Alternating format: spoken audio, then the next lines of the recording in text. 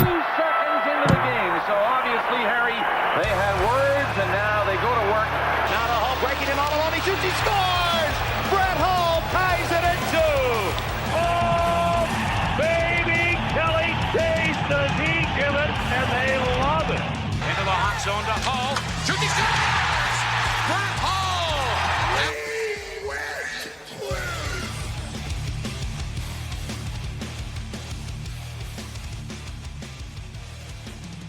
Welcome back.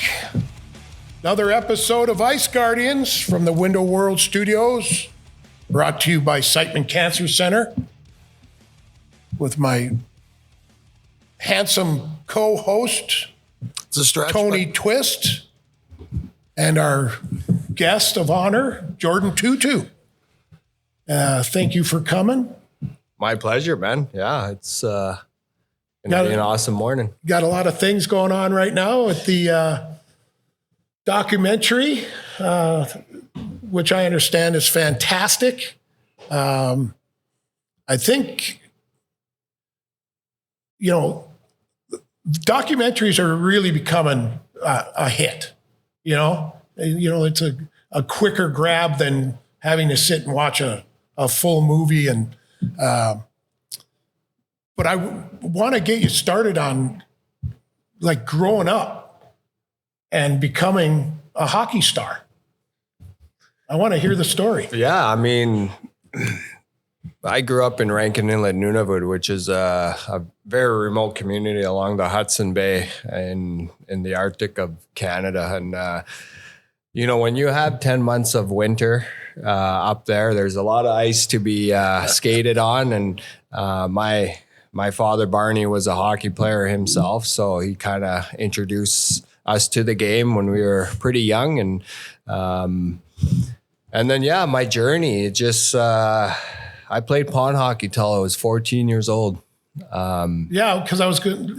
There can't be a whole bunch of organized leagues. No, not one organized. Not one? No, Yeah. so I was kind of get a bunch of the boys together, throw your sticks in the middle, and off we went. And I just learned to enjoy the game. When as a young kid, it wasn't about the X's and O's and the systems, and it was all about being a kid and enjoying the game. And by the time I was 12, 13 years old, I was going to random tournaments in the South. And Hold on. When you say, I know. I heard you reference the South. Now, Jordan's idea of the South is Brandon. Okay. Now that's North as North can be, but that's the South. But just so we can verify, the South was, there's the line is Brandon. That doesn't look, it's not the South. Well, to me, the South was Yellowknife, Northwest Territories. And that was straight west of where I'm from. But, we a lot of us kids who grew up in these remote communities have never experienced the city life. And I think the first time I ever flew to Winnipeg, I thought it was like the New York City, right? All these high rises and street lights and people everywhere that I didn't recognize or knew who they were, because where I come from, everyone knows everybody, right? Like in the small town, and it was scary, right? For a little Inuit boy. 14 at this time. Going to Winnipeg for a hockey tournament. I was a wrecking ball. So my name got noticed pretty damn quick. I attribute that to playing pond hockey, right? Because I played with my brother and all these older kids. So I had to stand my ground from a young age. And I give a lot of credit to all my buddies I grew up with who were hard on me. At the time, we all know it, when you kind of feel like you're getting bullied, every man has a breaking point. And you learn to stand your ground pretty damn quick, when you're playing in these pond hockey games. It's kind of like, I remember when I was in Chicago, Joe Quinville yelled on the bench, "All right, boys, time to go play Hudson Bay hockey. Hudson Bay rules out there." And boom, it was just like this little boy in me just, here we go. Yeah, here we go. And, went to a few tournaments in the South, and next thing you know, I get drafted by the Brandon Wheat Kings in the WHL, and I had no clue what the WHL. What age were you at this point? I was 14 years old. When you were drafted? When I was drafted, yeah, No into kidding. the Bantam draft. And so, yeah, and then Mr. Kelly McCrimmon called me and was like, welcome to the Brandon Wheat Kings. And I look on the map. Okay, where's Brandon, Manitoba? Oh, it's by Winnipeg. Yeah. Great, kind of close to home and all that. But yeah, it was quite the experience. I mean, looking back in hindsight, I think who would have ever thought, a kid from Nunavut breaking trail, and here I am hanging out with you legends. Well, so I've heard the story about, we all know your grit and toughness out there. And I would imagine it started when you were shoveling snow as a kid, and you had to look out for some predators. Yes. Yeah. I mean, you guys know how harsh winters can be in the North, right? And I think No, we can only see and report. No, we don't know. We understand, but we don't know. Right. Yeah, no firsthand there. Growing up in these isolated communities, you learn inadvertently to become mentally strong just by your surroundings. And ever since I was born, my dad was he was born and raised out on the land, so it was a big thing in our family to make sure we are connected with the land and using the land as our safety place, and still to this day, it's a place where I'm able to go and unwind and whether it's grabbing a fishing rod and going by a river or just going for a nature walk. To me, finding your tundra is ultimately where every person needs to be able to live comfortable. Finding a place where you can go and unwind and let the noise just shut off, right? Like throughout my hockey career, at the end of the season, I would go home and spend 2 weeks out on the land and just, no cell phone, no screen, just being. And I think that really helped me throughout my pursuit to making it to the big leagues, is that mental toughness, right? Because you need it. Well, because you're playing the game of hockey when you're having a polar bear that could be stalking you while you're shoveling snow. Why would you be afraid of anything else? Well, that's the thing. Like I guys would ask me too. It's like, how come you're not scared? I mean, we all have fears of something, right? But but a lot of us, hockey players, you don't show that, right? Because back in the day, it was, men don't show weakness. A lot of us grew up in a time where, mom and dad said this and you did it. Right. There was no questioning, or, that's the way it was. And, guys would be like, man, how do you go up against these big guys? And I would say to them, like, fuck, like when you're waking up at 6 a.m. to go walk and shovel snow, not knowing what's around the corner, whether it's a polar bear or, a pack of wolves or Wolverine, you learn to overcome fear because, these little moments in your life, when you look back, they help you pursue, right? And in today's generation, these kids are weak mentally. Very. Like, I'm going to call a spade here. You're right. It's hard to watch, when you know the potential, but that fear of failure.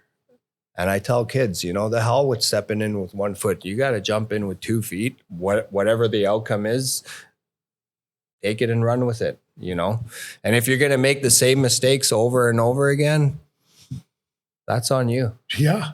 Isn't that the truth? Like that's the way life is, right? Earning your keep, earning your spot, like we all had to do it. And I understand, the game has evolved, the game has changed a little bit, and, society it in always general. will too. It'll keep evolving. And in order for an individual to mature and to grow, you have to go through hardships, right? Like life ain't fucking easy. Right. People will look at me when I'm doing my public speaking and, you know, oh shit, look at Toots. He's got his shit put together. He looks great. But I still grind every day. Right. You know, like that's. It wasn't easy getting to where you're at now, though, because of the things that you've gone. You would not be able to speak on those platforms without having the experiences that you've had over the course of years. Exactly. And you've earned that opportunity, and you've polished the diamond. But in polishing that diamond, you learned a lot of things. Absolutely. And I'm grateful for all the experiences, right? Before, I used to continuously dwell on, you know, certain moments of my life and, you know, well, you know, I deserve to use because this and this happened, right? Like the victim mentality, you know, the poor me, it's all your fault. Like I've heard it all, you know. Today, I choose to embrace those hardships. I choose to look back and take the positives out of, you know, the negatives, you know, like early in my career, getting called into Trotsy and Poyle's office every other week. And, you know, I was like, geez, like, why are you picking on the brown boy? You know, like fucking 15 of us were out last night, but I'm the only one getting called in. Looking back, because they cared about Jordin Tootoo, the person, right? Yeah, they're good people. Those aren't found every day in this game no more. A guy like Trotsy owe a career to, really, at the end of the day, because he adored you. Yes. And took you under wing. But don't you wish they would just tell you that? Well, that's instead the thing. of playing the game and you're like, God, why are you picking on me? Instead of them just saying, hey, we care about you. Right? And like, yeah. And, you know, a guy like Mr. Kelly McCrimmon, right? I had him when I was with the Brandon Weekings for 4 years, and shit, we sure had our battles, right? Like, and, but, you know, Trotz, Poyle, and Kelly McCrimmon, you know, these three gentlemen really, you know, allowed me to be who I am and really like helped me get through those tough years, right? And the hockey world does wonders. right. What kind of teammates can you throw in that group that you took care of you and taught you things? And Jim McKenzie. No, Jimmy Mack, great man. Jimmy Mack was a big influence early in my career. Paul Correa, played with him for a few years in Nashville. great player. It's funny, I got a few stories because Trotsy thought PK was going to tone Toots down a bit on the road. So Trotsy put me and PK together in the room. And I remember the first road trip we had, we were flying to Florida. We get to the hotel room and it's 4:00. I chuck my bags, go on the couch. I'm hung to the gills. And PK's like, turn the TV off. I'm like, geez, we just landed here, bro. Like, it's our first road trip. I didn't know any of his antics or all that. So he's like, Toots, turn it off or get out of the room. I'm like, geez, what's going on here? Like, he's like, don't say a word for the next 30 minutes. So he sets up his meditation stuff. And so I'm sitting there hung to the gills. I decided, well, I might as well just roll over and fall asleep. Have a nap, right? That's meditation. And then he wakes me up and he's like, hey, let's go for dinner. Well, fuck, I'm sitting there at dinner. It's sit down at 6:00. It's 9:00 and we're still sitting there. Well, PK's got to chew each bite. A certain amount of 30 times. whatever times every bite. So I'm done my meal in 10 minutes. 2 hours later, I'm still sitting there like, okay, like, but no, you know, like these guys really had a big influence. Like I said, the hockey world has allowed me to go to many great places, meet a lot of people along the way and, you know, just reminisce. And I think that's the one thing I miss the most is the dressing room. Yeah, absolutely. Like that, everybody, right? Where you can just be you. Right. Like, and not worry about having a filter and, you know, just that's one. You part weren't I always miss. there though. You weren't always in that mindset. That dressing room wasn't your spot. No. When that changed? For me, I think like when I sobered up back in 2011, you know, I'd be sitting in the dressing room and just observing and watching and like, you know, I like absorbing the each and every moment. Where prior to those years, you know, the first 7 years of my career, fuck, I don't remember a lot, you know, and it was just like a roller coaster, you know, on to the next city, you know, and just boom, boom, boom. And I think when my life started to slow down is when I started to really enjoy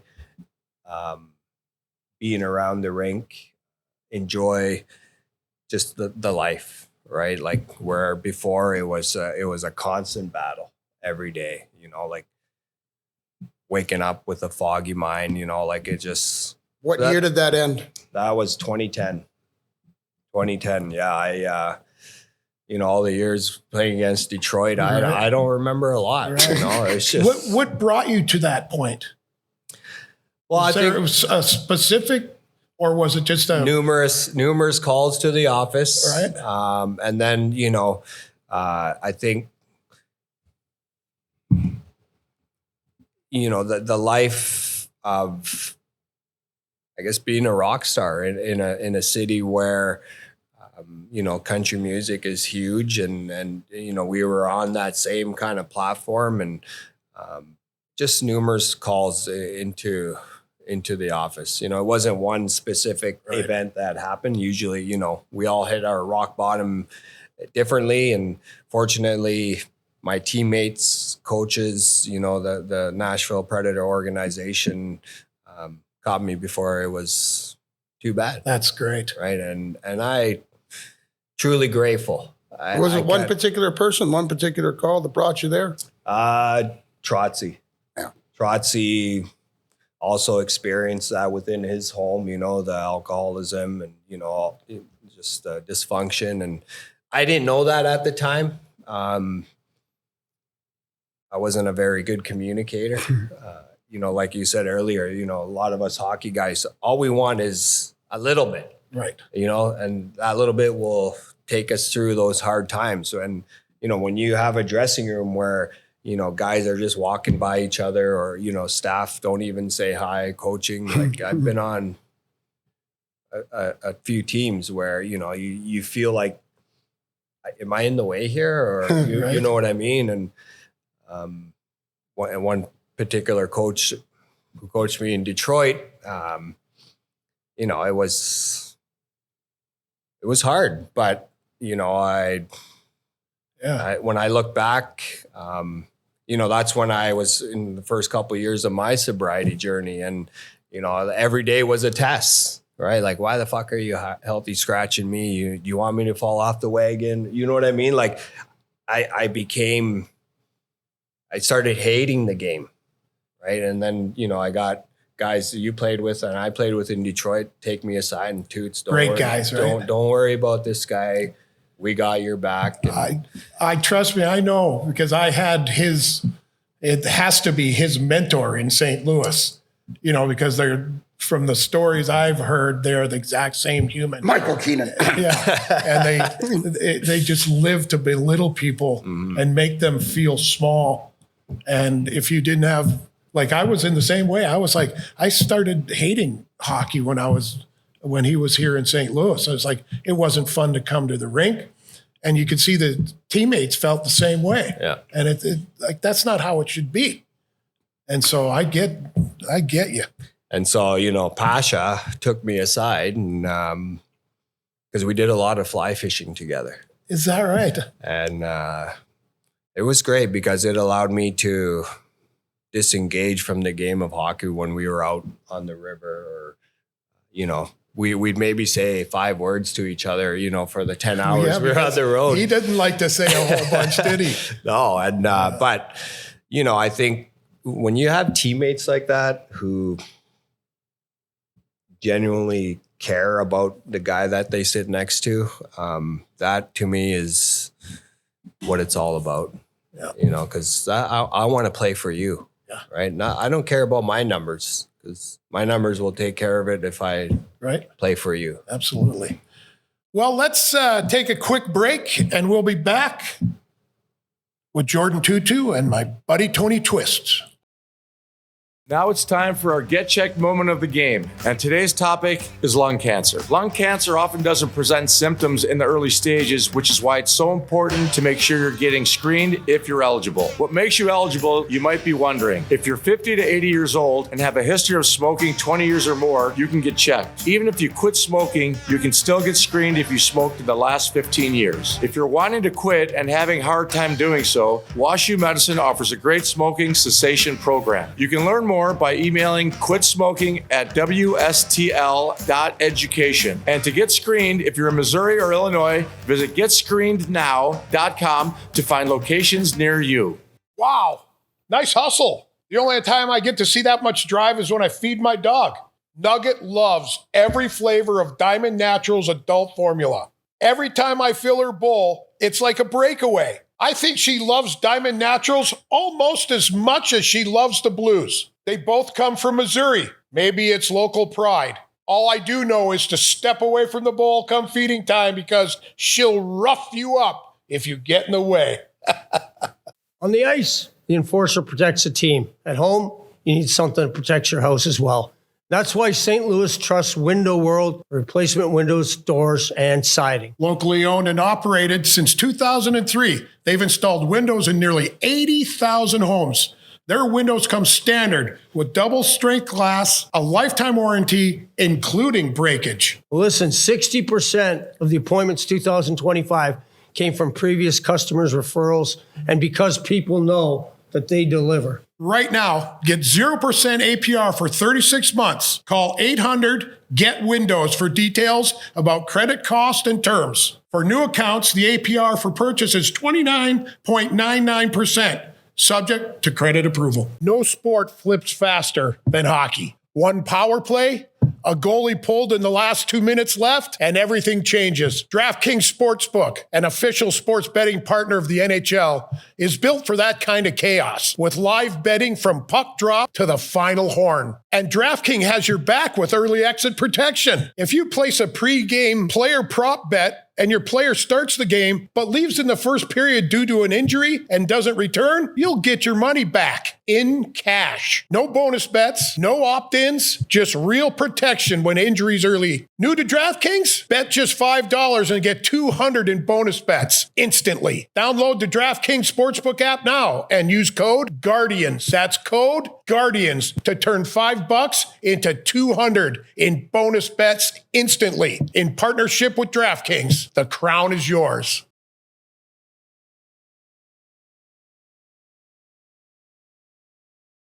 Welcome back, Ice Guardians. Tony Twist, Brett Hull, and Jordin Tootoo. Jordan, I've got to ask. I know that your brother was a big part of your career, and when I say that, not as much physically as he was mentally, and the impact that he had, and the desire for you to succeed was not just built upon your strength upstairs, but was also fueled by a comment that he had made to you. Mm-hmm. Yes, Terrence. He was 3 years older than me, and he was, a guy that was my mentor, my coach, my father figure, my best friend, and my idol. And so as a young boy growing up, I watched everything that he did, and he was a very meticulous man who, whatever the task was, he got it done.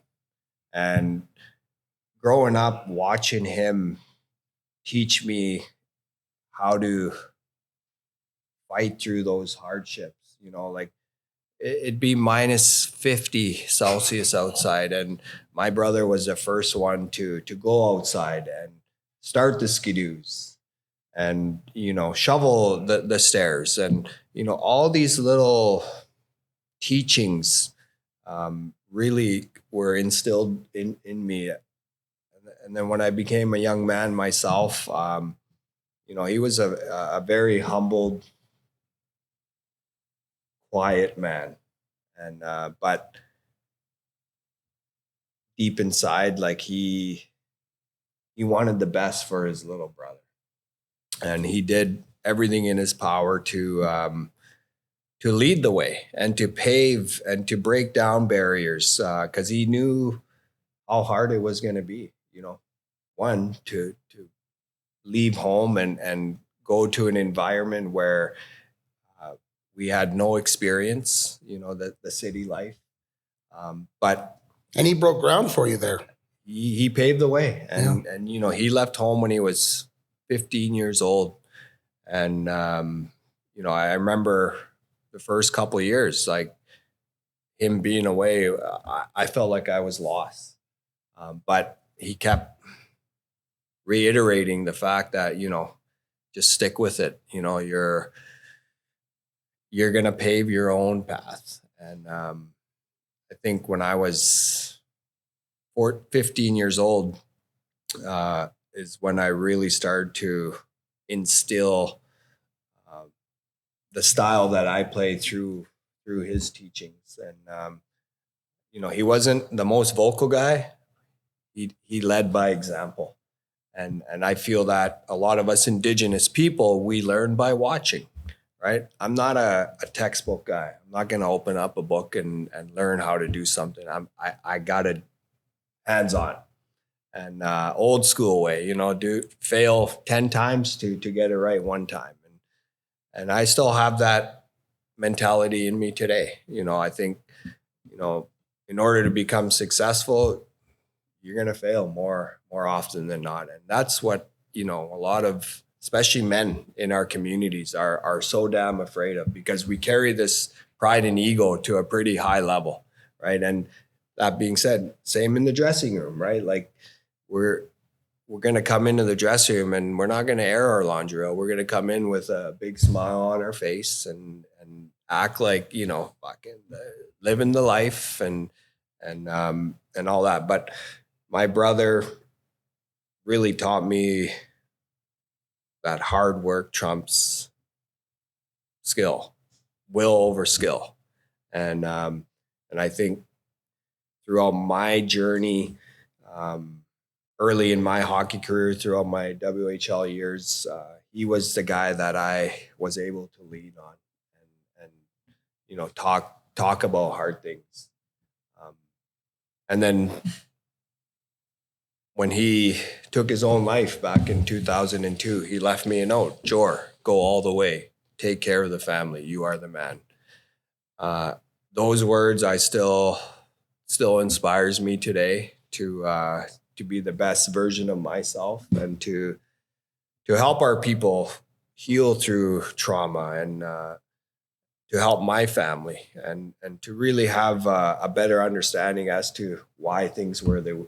Pretty powerful words, but they hung on you too for a lot of years where you couldn't find a spot and place that spot. Yes. And that was a big hinge, I think, in your world, because there's something else I could have done. Did I miss something? But the strong words were meant for you just for what they meant. And yes. and you hung over them. Yeah. And I think for me, it took, like I mentioned earlier, the first 7 years of my career, I don't remember a lot, right? Because there's just a lot of shit going on. And, my life was in full speed and yes, I live by those words every day, but I didn't quite understand the meaning behind those 3 sentences until I had clarity in my own personal life. And looking back, he instilled how powerful the mind can be, right? And I think for us Inuit, for us Indigenous people, our safe place is in nature. It's a place where we can heal. It's a place where we are connected to our ancestors. And like I said, my father Barney was born and raised out on the land, and the land is where I become whole. And I'm truly grateful that my father instilled that in our family at a young age. And my brother, still to this day, is a constant thought in my head as to what he's taught me and the journey that I've been on is because of him. And yes, there's a lot of questions that I've had as to why, what could I have done? But today, I'd rather reminisce of the great times and the positives and the teachings, right? Because a lot of us who are in one dwell on those hardships and, those hard times of, certain actions that happen because it's easy, right? Like we all perfect a certain way of living.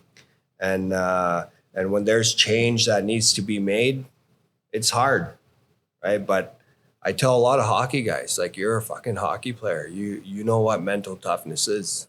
And in your own personal life, you have to be able to fight mentally through hardships. And, as a hockey player myself, I always revert back to, watching my dad out on the land, cutting up 15 caribou in -40, like nothing.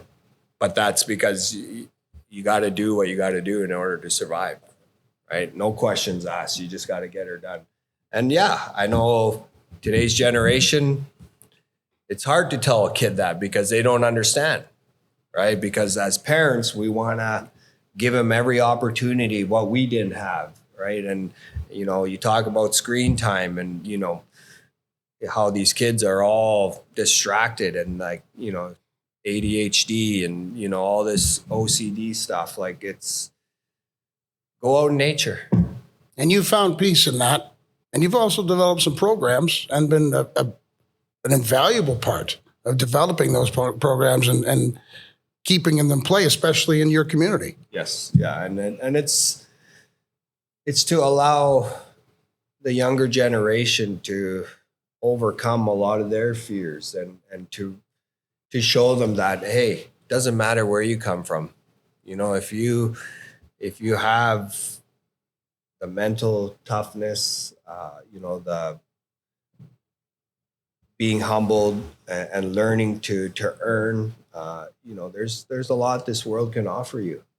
And for my brother to instill, honesty, work ethic, earning, there's a lot this world can offer. And there's no shortcuts to that. But what I believe that you're trying to do is let these youngsters understand that you don't have to take the route that you did. You took a hard one. It took a lot of time. Those 3 words were, you took them to heart, but maybe sometimes in the wrong way. And as a consequence, you went down the wrong. But you're now preaching those things are available to you without having to do the route that I took.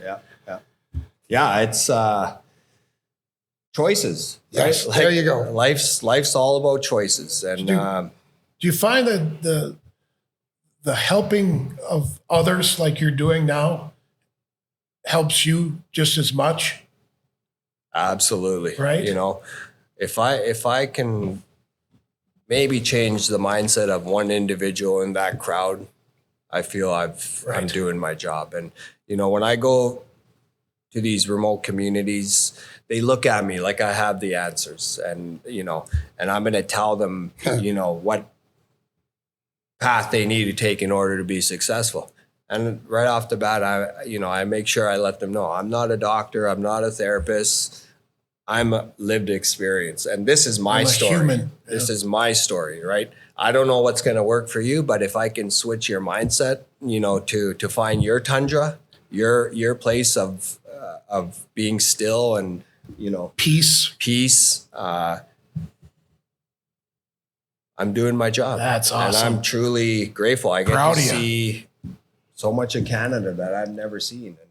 And I'm, I enjoy this. I do a couple times a month, which gets me out of the house, because we're all used to being on the road and having this itinerary. And, when that's all taken away from you, we see it with a lot of our colleagues, right? Guys in retirement, life can get pretty damn hard, right?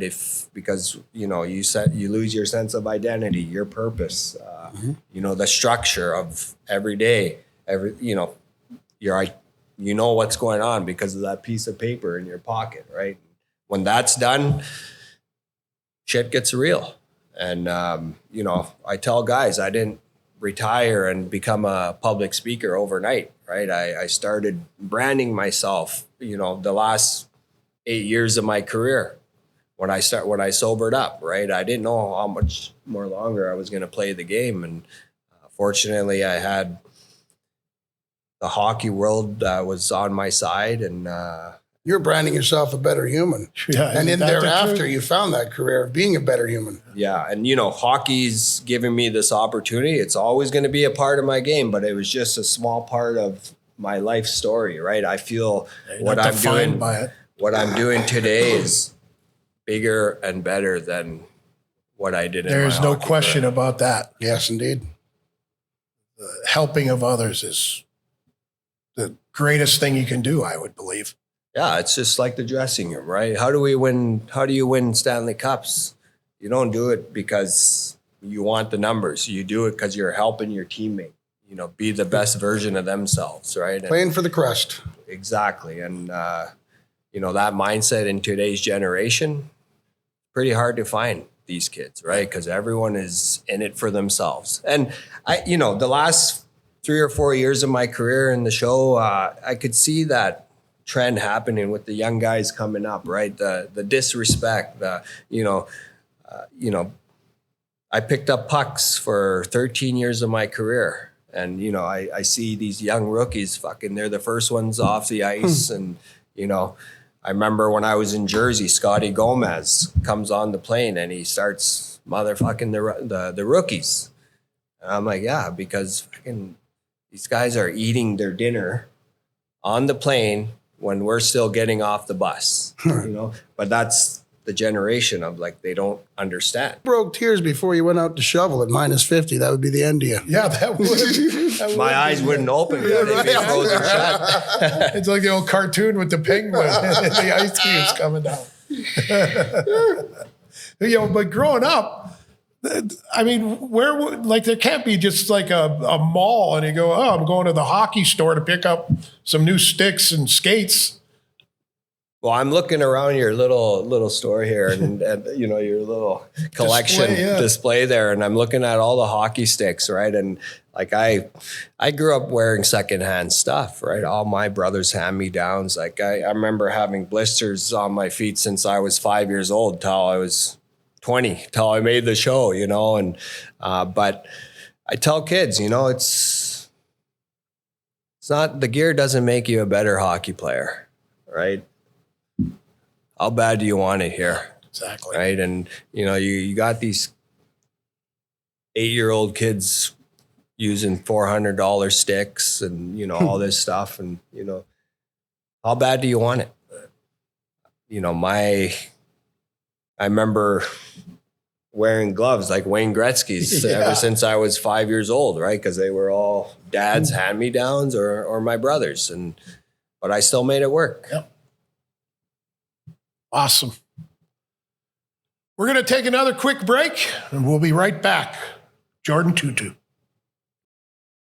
Now it's time for our Get Checked moment of the game. And today we're talking about breast cancer. And if you're a gentleman watching, please tell your wives, girlfriends, friends, daughters, sisters, aunts, and even your mother-in-law. Gals watching, listen closely to this. If you're 40 or older and haven't yet gotten your mammogram, it is so important that you do. Women who undergo regular yearly screening for breast cancer have better outcomes than women who don't. If you have family history of breast cancer, there is a chance you will need to start getting screened even earlier. And that's something to talk to your primary care physician about. Siteman Cancer Centers offer a mobile mammography van that parks at convenient places like Schnucks and Walmart all over town, so you can get screened on your way to run errands. Check out the van schedule and make an appointment on Siteman's website, siteman.washu.edu, or type in your zip code at getscreenednow.com. If you're in Missouri or Illinois, to find multiple locations near you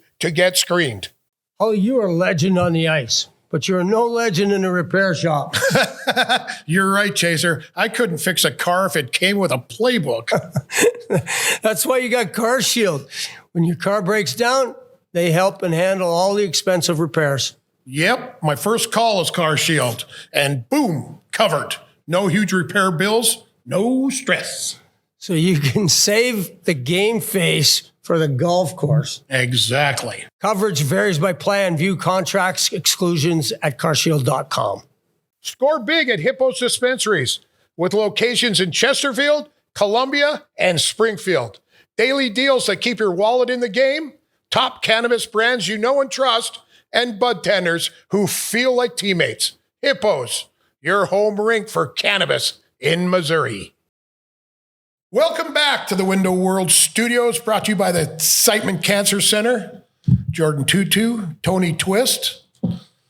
Little birdie told me to ask you about going from the brown room to making the movie. Yeah, it was. I was approached by a few production companies when I was still playing, and I just felt at that time I wasn't ready.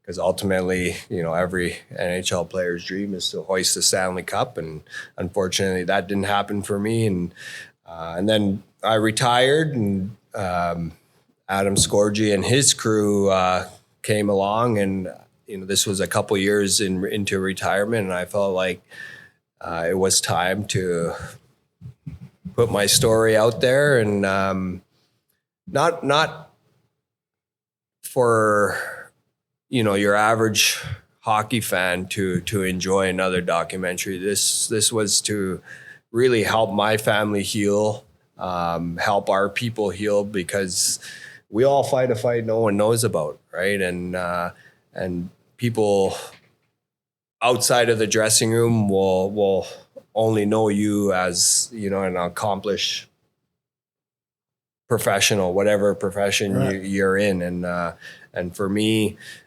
Sharing my journey and helping my family heal through trauma, addiction.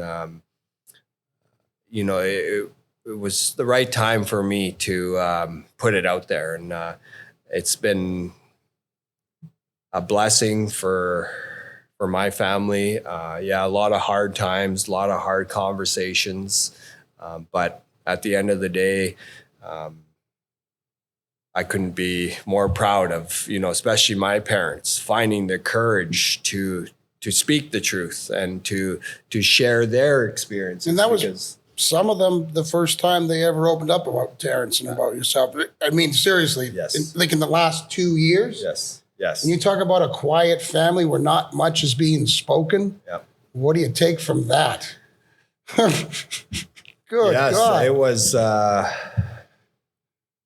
lot of weight off our shoulders, right? I think when a lot of us men, we carry this pride and ego to a pretty high standard, and a lot of it's due to the way we were taught, and the experiences that we've gone through, and learned to set aside a lot of the hardships, and when we show up to the rink, you walk into that door like you're a new man, right? Like a refreshed man. Because for me, the hockey rink was my safe place, and I think throughout the process of filming, there was a lot of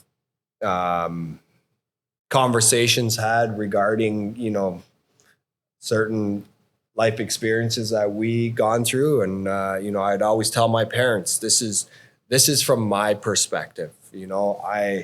I'm not here to expose our family secrets. I'm just here to spark a conversation, because I just feel like in today's world, it's okay to not be okay, right? Because our neighbors, are probably going through the same things, and in today's world, a lot of us don't speak to our neighbors, right? We don't even know who they are, Right. and so I think a lot of my childhood buddies, after watching and reading my books, they felt like they were reliving their childhood experience too, right? So it's really been a true blessing, and I am so damn proud of mom and dad and my sister and a lot of my close family members to speak the truth, right? Because we all have baggage. I don't give a shit who you are, right? Like there's a lot of shame and guilt that I carried, and yeah, I'm not proud of a lot of the things that I did in my life, but people change. Yeah. Right? And we have to allow people to change in time, right? Like a lot of times it's all about instant gratification today, right? I want it. And my dad would always say, is it a want or a need? Right? When I go shopping with my wife, I ask her the same thing. Is it a want or a need? But yeah, it's truly a blessing. And, there's no way I'd be able to speak the way that I am speaking today because of going through my timelines and letting go and seeing life from a different lens. I'm not better than you. I don't ever consider myself better than a person next to me, because we all have a story. I choose to embrace the challenges that I face today with clarity and sometimes taking a few steps back to see the big picture, right? Like you see an individual explode in a public place. It's not that exact moment. It's layers, right? With that said, was everybody in your family or back at home willing to accept the new Jordin? Because as you go back, when you were through your tumultuous times, you came back with a mission. That mission wasn't always directly family oriented, and you may have taken different people down different paths. And not only did you ask, you almost demanded. So was everybody receptive to the new Jordin? And of course, not everybody will be, and there's no shame in that, but you made an effort. Yes. I think it definitely took a few years, right? Because, I perfected a certain way of living. We all, have perfected a certain way of living. You got that right. And I think when change is to be made, it takes a while to establish yourself, right? And I find that with a lot of guys that retire, right? Like we know one way of living, and when you hang up the skates, you don't realize how difficult that is until you're in it. And for me, reminiscing and being okay, not being okay, I've accepted that nobody's perfect, right? I don't give a shit if you're the wealthiest person. Just be a good human. Yeah. Be a nice person. Absolutely. Right? Like, I don't give a shit of all the accolades or, yes, I've gotten all these awards. I'm grateful for it. But if you're a shitty person, people see It's that. worthless. Yeah, and I just feel like the hockey world has really humbled me and put me in a place of honesty and reflecting and speaking with veteran guys like you guys. And part of It ain't that easy. process of being real, he made apologies to his friends, wives, on behalf of himself for what he was. Apologies, like to me, that is a freaking fantastic. Takes a big man to go to the other people's wives. The men that you took down the line, that's an amazing. That's a tough road to haul. Yeah. Explain if you could just a little. Yeah, when you're in that life of being selfish, until you step outside and see what you've put a lot of your buddies through, or your friends, because of your own demands or your own path that you want to take. I remember going home every off season and partying it up for 2 weeks. And I would tell my buddies, significant others, like, fuck, I'm home for 2 weeks. Like, let the guy be, you know, and, you know, I didn't have kids back then. And, you know, a lot of my buddies were having families. And so, yeah, that was a big moment in my life where I had to step up to the plate and you know, go out for coffees with, you know, people that really helped me be who I am today, right? Like I go back to my hometown and I'm never going to forget my childhood buddies, right? Like, yes, we all have different lives, but at the end of the day, it's because of them I've I had a successful hockey career, right? Like I owe it to them. I owe it to my immediate family. I didn't do it on my own, right? And just accepting the fact that, you know, all these hardships and tumultuous times that I've gone through I've created a person that I am today. I think it's incredible just to have the thought that you needed to go back and apologize. You know, doing it is one thing, but having the foresight to actually think about, you know, I should probably go and apologize to these people. To me, that's growth. Tells you a lot about yourself. Well, and who you are. For the first 2 years of my sobriety journey, fucking every day someone would come up to me and be like, "Oh, Toots, remember this? You spilt the beer, or you know, whatever." And you know, I would take those experiences as like, why is this person freaking telling me do they want me to fall off the wagon, right? Like, but I was like that. I was feeling sorry for myself, and until I realized like how many people I affected, you know, throughout my journey and, you know, experiences, like it was a big eye opener, right? You know, and because you're, you know, I was in this bubble, you know, and felt like, you know, I didn't give a shit, you know, as long as I had a couple buddies that were beside me and could hang with me, I was good. But a lot of times I didn't want to be by myself because I didn't want to sit in my own thoughts, you know, at the end of the night. And, you know, I always would say it wasn't the booze that killed me, it was the hunt. You know, and, you know, here I am 4 a.m. downtown Nashville. The hell, Yeah. You know, but that being said, you know, I don't regret anything I did in my life, you know. But you changed it. I changed and, you know. And now you going and helping and speaking to these young kids, and I guess not everyone is young, you know, I'm sure there's adults, for you to be able to help them, like, because I think it starts with not wanting to be alone in your own thoughts a lot of times.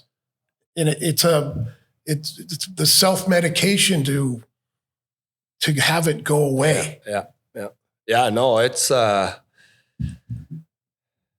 you know, I just carry myself to do what I can control, right? Like you know, before the thoughts of why am I not in the lineup? Why am I a healthy scratch? How come I'm only playing 2 minutes? What do I got to do better? You know, like the replaying in your brain, you know, how powerful that can be on an individual. And for a lot of athletes, that's the hardest one to beat, right? And, you know, whether you're a goal scorer or a role player, a fighter, when you're not doing your job, you start to do things that are out of your character. And for me, that was my off ice antics, right? Like it just, you know, I would always tell myself I did my job on the ice so I can go and, you know, have a little fun. But I extended that fun beyond the point where a lot of my teammates didn't want to hang out with me anymore. And I started realizing that towards the end of my run. And You realize that was your lowest form of training. And I relate that to whenever you're engaged in battle, it's always, you revert back to your lowest form of training. And it's just an innate, it's how your body reacts. So if your lowest form of training is that, that's where you go. But as you escalate your training and you become that person, instead of when battle comes, you go to your lowest form, but it's all the way up here. Mm-hmm. And that's transcended itself. Yeah. And your family life, your wife you must be an angel, because you have, I remember listening to a podcast that you were on, and I thought it'd be a great introspective on your behalf. You have 3 Stanley Cups, right? This man has 3 Stanley Cups. I get to see them walk out of their room every morning. And like I said, my wife, I met her back in my junior days, and she knew the old Jordin Tootoo and the way that I ran. And were you together with her then? No. She remembers you back. Okay. Yeah, no, we connected in juniors and then went our own ways for about 6-7 years and reconnected after I got out of rehab. And I remember old Dan Cronin, coming to me when I got out. I think you should stay out of a relationship for at least a year. Let your life settle down. And I remember looking at Cronin and I'm like, go fuck yourself. watch.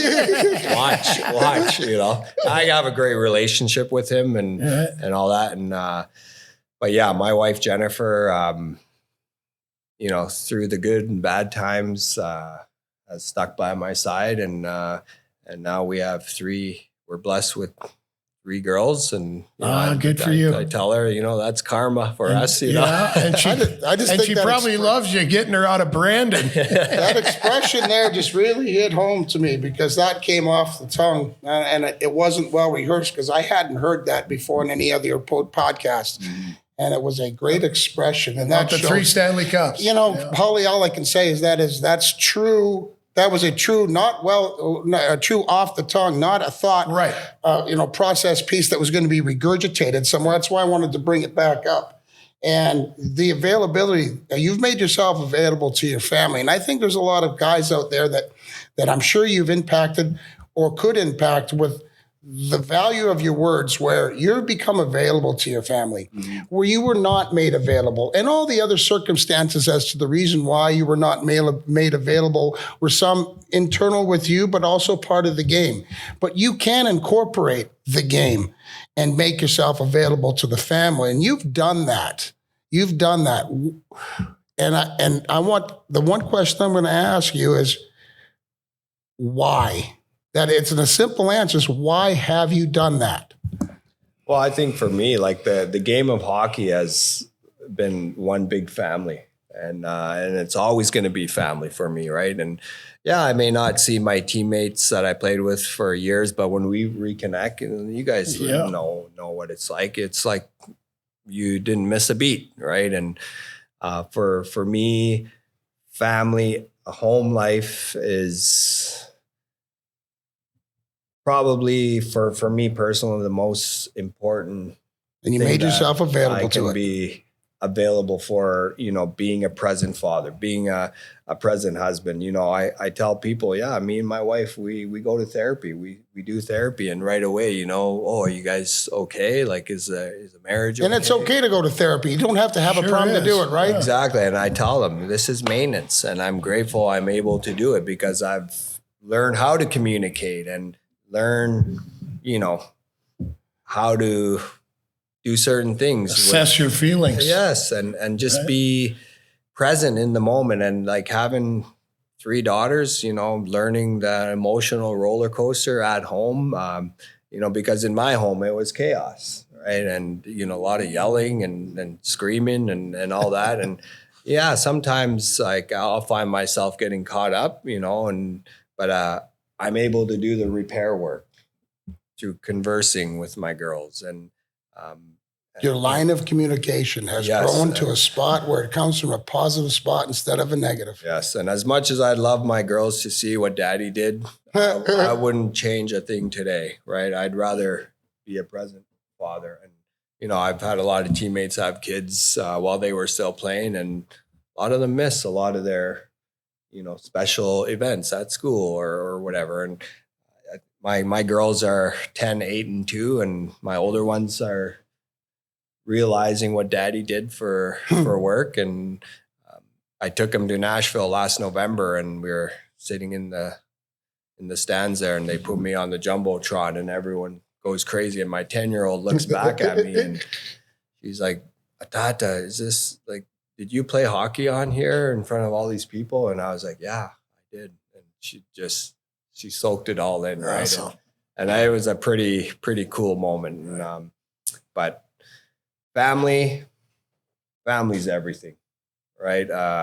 Home life. Yes, there's a lot of ups and downs, and but I think when the man of the house can let their pride and egos down, the house becomes. You're putting the work into the house, yes, not into yourself. Comes a home. Becomes a home, and like for a lot of us, my home is a dressing room, right?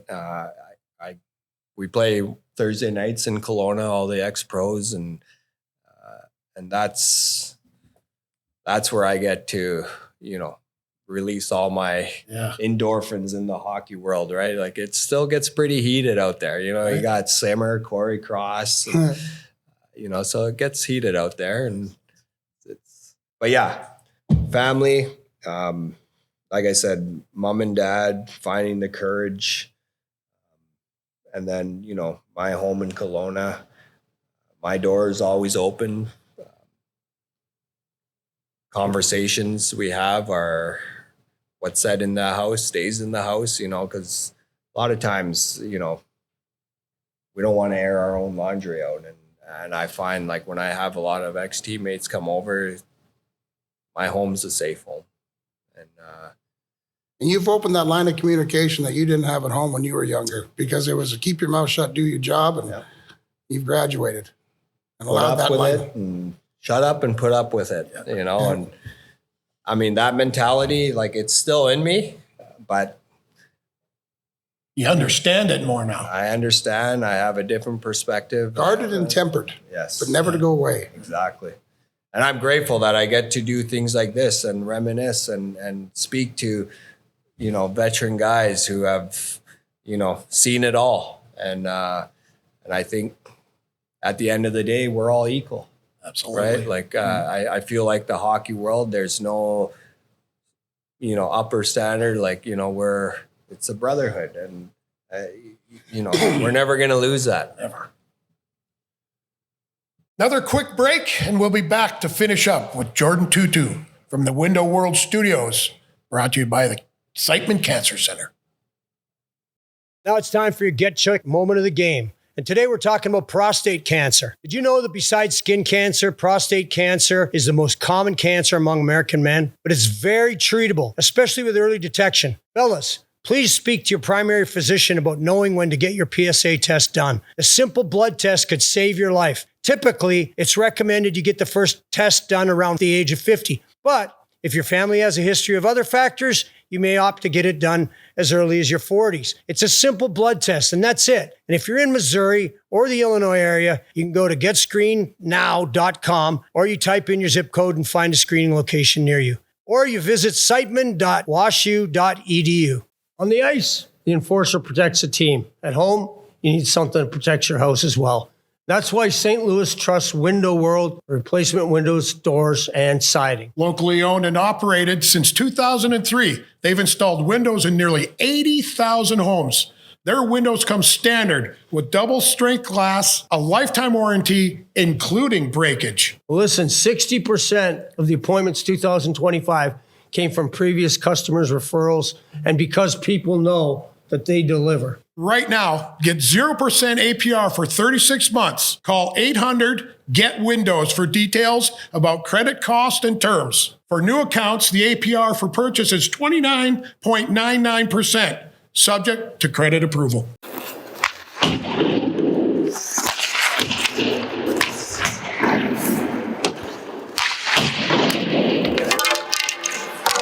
Hold on a second. I got it.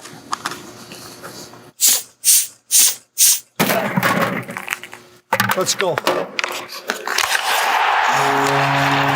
could have scored 86 with air in the pucks. Our town, our team, our builder. McBride & Son Homes. They're everywhere you want to live. Score big at Hippo's Dispensaries with locations in Chesterfield, Columbia, and Springfield. Daily deals that keep your wallet in the game, top cannabis brands you know and trust, and bud tenders who feel like teammates. Hippos, your home rink for cannabis in Missouri. Welcome back. Window World Studios brought to you by the Excitement Cancer Center. Tony, you think you've done some stuff? I think I've done some stuff, but are you kidding me? Done some stuff. I've done some stuff, but some of it we can't report on. But I'm going to ask you this: you left at the age of 13. You've whale hunted. You've seal hunted. You have polar bear hunted because at a certain part of the season, because that is the way that you covered yourself as a community, and it was a key and important part. Don't misforgive me. This is necessity. This is necessity hunting. This isn't glorified hunting. Right. But at No the age, trophies. there's there's no trophy involved. And we were speaking earlier prior to this break. The nonchalant and how you exercised is just, it rings, the gravity of that. How old were you the first time you're on a whale hunt? I was probably 7, 8 years old. It's a different way of hunting. We talk about, trophy hunting, sport hunting. You see us Inuit, when we measure with our hands, right? Like, it's not about the big rack. It's how much fat. That's how we measure. It's not about the rack. It's not about the size of the kill. As far as whale hunting. And why do you use that? So let everybody know. Well, because it's for food. Necessity hunting. Necessity, yes. And we're not going out hunting for the ivory or, for the big rack. And, hunting in the South, I love being out on the land. But in the South, I'm not trigger happy when I go out on the land, because it's different for me. When I'm home, it's to provide and to survive. Growing up eating wild meat, a lot of us Inuit, a lot of us indigenous people are physically fit because of our lifestyle and what we eat, right? And what it takes to get it. Yeah. Well, that's another thing, right? You want to talk about whale hunting, right? There's a lot of moving parts, but to us hunters, local hunters, it's second nature, right? You can have a hunter come from the South and think that they fucking know how to do everything, right? And my dad's taken out a lot of guys, and and a lot of times these hunters think they know what the hell they're doing, and so my dad would stand back and, okay, have at her, gentlemen. You know what you're doing, and within 5 minutes, oh, Barney, can you show us this? And a lot of times it was me and my brother doing all the work, right? And but whale hunting, seal hunting, it's a different type of hunting. You're on the water, and it's a rush. There's you got 4 or 5 people on the boat, and when you're starting to corral. We're not talking a big boat, are we? No, we're talking 12, 16-foot Lund boats or moose head, with a 55 Evinrude outboard, just giving her, A 1,500-pound whale. Yeah, I had a 1,500-pound whale. But, it's there's a lot of moving parts, and it's a big rush, right? And I always, in my hockey career, would relate back to my experience of hunting, like walking down the tunnel and you get that, shit, you're going to step out on the ice. And it's just the same as when we were seal hunting or caribou hunting, right? That rush of, holy shit, like this is going to happen, but that rush meant a lot more because you knew that you were going to feed the family. And as a lot of people, I have a lot of footage of, the not so good parts of, what you have to do in order to process the meat. But for me, it's part of our culture. It's a part of our tradition to. There's no shame in that. To provide, and like I can have people in the South here tell me, oh, that's not right, and all this, and Of course. and it's not even an argument for me because I can't even explain because you've never experienced the life that we live in the far north, and I think ultimately, it's a sacrifice that animal has made to help us survive. And whale hunting is it's hard to explain because You've thrown the harpoon, though. I've thrown the harpoon and finish it off with a rifle and all that, but I don't know how to verbalize the experience because I'm sure it's like any guy who has hoisted the Stanley Cup, right? Like you can't explain that feeling of. There's a lot less crazy guys that have thrown a harpoon Yes. and then have levied the Stanley Cup. Yeah. I mean, the percentage is decimal points away. Yeah, and I think showing people and bringing a lot of my ex-teammates up to the north and allowing them to experience that, a lot of it's life-changing, right? Because you start to think about survival. And to me, growing up in the north, it was survival mode every day, and that's how I took that into my hockey career, right? I lived every day like it was my last. And I think ultimately the biggest sacrifice you can make is letting go, right? And like letting things happen the way they're supposed to happen rather than trying to fight, right? Like when we're out on the land, you're not fighting Mother Nature. Because you're going to lose. You're gonna hunker down and But you need her to participate, though, because a whale hunt doesn't happen all year. no. And it is a substance hunting that your community depends on. So the gravity of that, correct me if I'm wrong, the gravity of that substance hunting needs to be successful. And if it isn't, what is the gravity of it not? Death, Yeah, there you go. right? Life or death. Yep. Standing over a seal hole. Tell me about that. Well, that's you need a lot of patience, right? When you're standing over a seal hole with a harpoon in your hand and it's minus 30 outside, right? Like the mental toughness that you have to build in order to stay still and not move, and the patience, right? All these little experiences that I went through helped build me. Well, it didn't help. It was part. It You was built that. That the was foundation of Yes. the player, the type of player that I became, and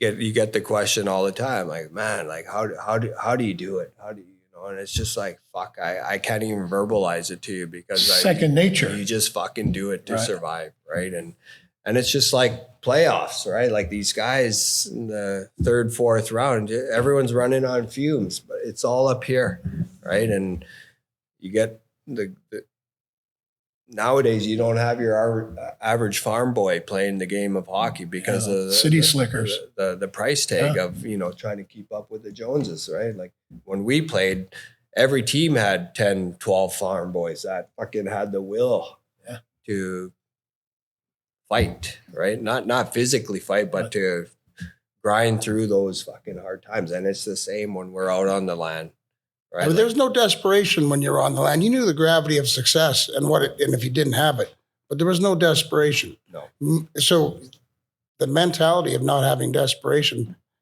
100% played into your career because you played not as a desperate man, but as a man who knew what it took and built upon those experiences. You talk about teamwork, right? Successful teams win because of the camaraderie. And it's the same with us Indigenous people. When we're out on the land, I need you to survive. We're going to set aside all our bullshit, right? Whether there's family feuds, right? Because out there's no fucking around, right? Like, I need you to survive. And what are those spots where you got how many people in the whale? So you've landed the whale. Now what do you need? Well, it's the day-to-day things when you're out there, right? Like, I need suggestions from you, right? Like, just because I may be the best hunter, I still need you to help me, move forward. Like, cutting up the whale a certain way, or a caribou or a polar bear, like, it's teamwork. And successful hunts, successful communities, scouts, lookouts, they have a system, right? And just like and the women play a huge role too, don't they? Without the women, right? Like, it's a two-way street, like men, like the olden days, men did the physical hard work. The mommies, took care of the home and fed the family. And I feel like in today's generation, things have evolved, and it's 50-50, right? Like, but some days it may be 51. Like, I may need you a little bit more than I need mommy, or, you know what I mean? Or vice versa. And it's the same when you're out in nature, right? Like, you got to have great peripheral vision, an open mind, right? Like, you get the horse blinders on. Pretty tough to survive out there. Like, one of my favorite shows is called Alone, right? Where they throw 10 people out in the wilderness and, okay, let's see how long you can survive with nothing. And it's crazy how the mental breakdowns break people, right? And like, how powerful the brain is, right? And the precedence of team, meaning you, like you said, in your community, not everybody gets along, and it's a very small community. Everybody knows everybody, and you've said this numerous times. There may be rifts. There may not be a successful relationship built before you go out. But with the understanding that today I got you, you got me. Not so much unlike the dressing room. You don't have to love everybody you play for or play with. And I know there's a lot of guys that, off the ice probably didn't enjoy them a whole bunch, but they knew at the end of the day, my job was going to get done. And I know their job is going to get done, because I depend on, as much as Brett depended on me, or to take care of him, I depend on Brett to score goals. Because if he doesn't score goals, put asses in the seat, everybody's job's in jeopardy. Yeah. And speaking on that topic, like, my last couple of years in the league, I'd have coaches come up to me, hey, can you look after this young boy? And, and it's just like, when the going gets tough, is this young man going to fucking battle with me in the corners? Probably not. Or like, no, he's not. Right. So why the fuck am I going to go out of my way? But I set all that shit aside, right? Because I knew I probably wouldn't be around as long as I did, if I had that attitude of fuck him, Right. But I was a pro, like guy in the dressing room that, And understood your brother did that for you. It's like you mentioned earlier in one of the other segments, is be a good person. Yeah. We've all played with selfish fucks. Oh, yeah. We've all played with buts players, and why we're like, but at the end of the day, it's your job to heal them. When I say heal, like a dog, you heal to the team. You heal to the team first. If you don't heal to the team, you're going to get kicked. And that is an important part of things that's sometimes lost in transition to the dressing room these days. You will heal, motherfucker, because our team depends on you. And if you don't heal, you're not coming back in the doghouse. No shelter for you. For me, it was the celebrations in the dressing room, right? Like, whether if I scored a goal, which I didn't score a lot of goals, the boys fucking loved it, right? And that's what the fans don't see as role players, right? Like, it's not about the fighting. It's the camaraderie. It's, a lot of us role players were the glue guys in the dressing room, right? Always. And a patent of shins from a guy like Hully. means everything to a role player. Oh, absolutely. Like you gave a pat in the shin to a youngster that's here today. Yep. That meant the world to him. That small bit, just that little bit. Yep. If you can take that home, anybody who's listening, take home just that simple thing coming from somebody that you admire, that you work with. That little thing can change the economics of the world you live in. Absolutely. And I say economics, not monetarily, mentally, physically, spiritually. You know, that guy for me was Paul Correa. Awesome. You know, like I watched, he comes to Nashville and treated me just like I was teammates with him for 20 years. Turn the TV off, motherfucker. Yeah. Time to meditate. But yeah, man, like I'm truly grateful and honored that I got to play the game that I loved and did it for as long as I did. You know, you got guys like fucking Pierre Maguire coming to me for my 500 game and looking at me in the eyes like, "Did you ever imagine this happening to you?" And I looked at him and I said, "Go fuck yourself." Turned around and skated away. Good for you. You know, at the end of the day, couldn't ask to change anything. Yeah, all of us. And let me tell you, we're grateful to have you on. You've been hell of a guest. Great story. My good man, I enjoyed it so much. Continued success in not only your journey, personal journey, but your journey to help others around this world. So Thank you. Keep up the good work, and proud of you. Thank you. The opportunity to learn to be a man by a man is learn to be one in his own way. Yes, sir. Transcends well. Thank you so much. Thank you, gentlemen. Thank you, everybody, for tuning in to Ice Guardians from the Window World Studio, brought to you by Simon Cancer Center. Adios. Awoo.